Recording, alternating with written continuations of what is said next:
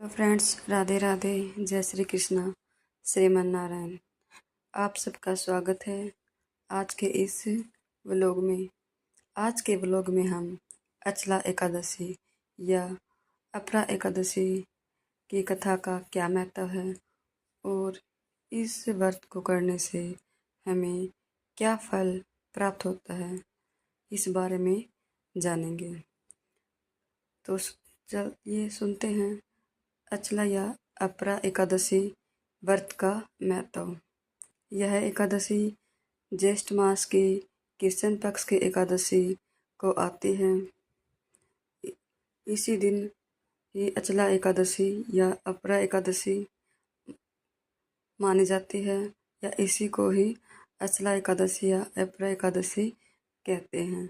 इस व्रत के करने से हमें ब्रह्म हत्या, परनिंदा, भूत योनि जैसे निष्कृत कर्मों से छुटकारा मिल जाता है तथा कृति, पुण्य एवं धन धान्य की अभिवृद्धि होती है। ये तो था अचला एकादशी व्रत को करने से हमें क्या फल प्राप्त होता है। आइए जानते हैं क्या है इसकी कथा।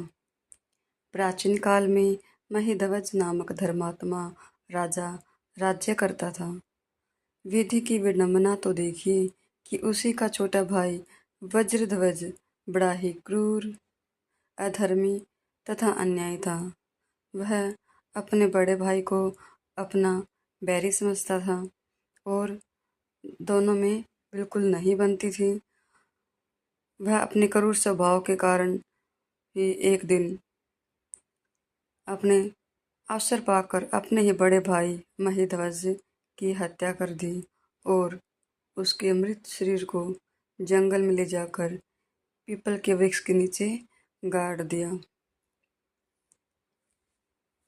राजा की आत्मा पीपल पर वास करने लगी और आने जाने वालों को सताने लगी। अकस्मात एक दिन धूमे ऋषि उधर से निकले तो उन्होंने अपने तपोबल से प्रेत के उत्पात का कारण तथा उसके जीवन वृत्तांत को समझ लिया।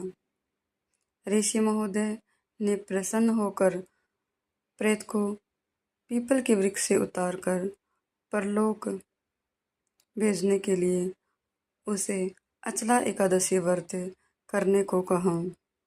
अचला एकादशी व्रत करने से राजा दिव्य शरीर धारण कर स्वर्गलोक को चला जाता है। तो ये थी अचला एकादशी व्रत की कथा का महत्व और उसको करने से हमें क्या क्या फल मिलता है। मास की अचला एकादशी और ज्येष्ठ मास के दोनों ही एकादशी करनी चाहिए, जिसको करने से हमें बहुत बड़ा पुण्य प्राप्त होता है।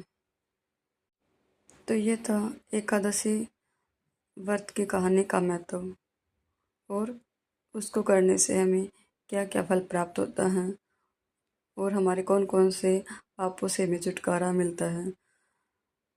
अगर आपको ये अचला एकादशी व्रत की कहानी अच्छी लगी हो तो वीडियो को लाइक कीजिए, और अगर आपको अच्छा लगे तो आप वीडियो को भी सब्सक्राइब कर सकते हैं।